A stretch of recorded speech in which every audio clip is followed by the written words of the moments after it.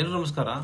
ತುಂಬ ಅಪಾಯಕಾರಿ ಸುಳ್ಳು ಯಾವುದು ಗೊತ್ತಾ? ನೀವು ಸುಳ್ಳು ಹೇಳ್ತಾ ಇರ್ತೀರ, ನನಗೆ ಗೊತ್ತು. ಏನೋ ಒಂದು ಮಿತ್ರರಿಗೆ ಸುಳ್ಳು ಹೇಳ್ತೀರಾ, ಮನೆಯಲ್ಲಿ ಸುಳ್ಳು ಹೇಳ್ತೀರಾ, ಏನೋ ಸುಳ್ಳು ಹೇಳ್ತಿರ್ತೀರ. ಬಟ್ ತುಂಬ ಡೇಂಜರಸ್ ಅಪಾಯಕಾರಿಯ ಸುಳ್ಳು ಯಾವುದಂದರೆ ನಾವೇ ಹೇಳ್ಕೊಳ್ಳೋ ಸುಳ್ಳು.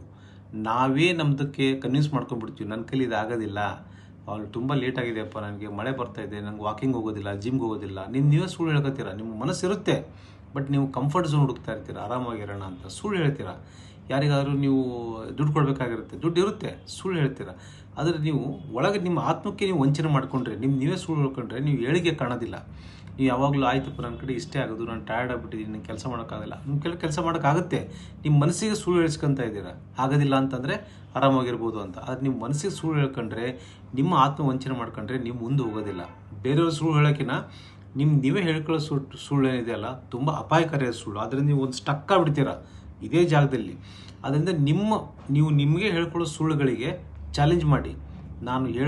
ನಾನೇ ಸುಳ್ಳು ಹೇಳೋದಿಲ್ಲ, ಬೇರೆಯವ್ರು ಏನಾದರೂ ಇರಲಿ, ಆದರೆ ನಾನೇ ಸುಳ್ಳು ಹೇಳ್ಕೊಳ್ಳೋದಿಲ್ಲ, ನನ್ನ ಆತ್ಮ ವಂಚನೆ ಮಾಡ್ಕೊಳ್ಳೋದಿಲ್ಲ ಅಂತ ಒಂದು ದೃಢ ನಿರ್ಧಾರ ಮಾಡಿ ಆ್ಯಕ್ಷನ್ ತೊಗೊಳ್ಳಿ.